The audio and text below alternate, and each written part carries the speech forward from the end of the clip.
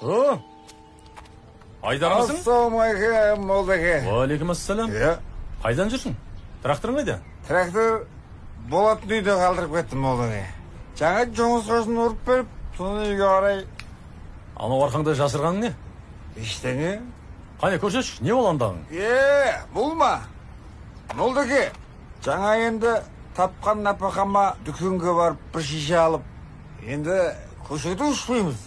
Жұмыс біткен соң үйде аздап нетеміз енді, Ей, сол тапқан напақаңды анау бала шағаңа апарсаң болмай ма? Қане әкелші бір. Мұнаны қойыңыз молдаке, сізге болмайды ол.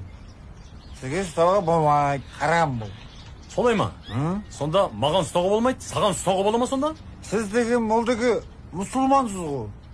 Дін жолындағы адамсыз. Ұят болады. Сен ше, мұсылман емессің бе? Мұсылманмын. Қане әкел бір. Қойыңыз, сізге берсем қазір сындырып тастайсыз, немесе төгіп тастайсыз. Сындырмайын да төкпеймін де. Әкел. Не істейсіз ал? Жаңа өзің айтпақшы мешіттің алдында себем шаң баста қылам. Мынаны ма? Иә. Қойыңыз, молдаке. Болмайды ғой, бұл Алланың үйі. Ұят болады ғой. Сол мынау харам нәрсемен ластамақсыз ба? Харам екенін біледі екенсің, Мен ластасам, мен мынау адамдардың қолымен жасалған мешітті ластайын деп тұрмын. Адамдардың қолымен төселген тасты ластайын деп тұрмын. Ал сен ше?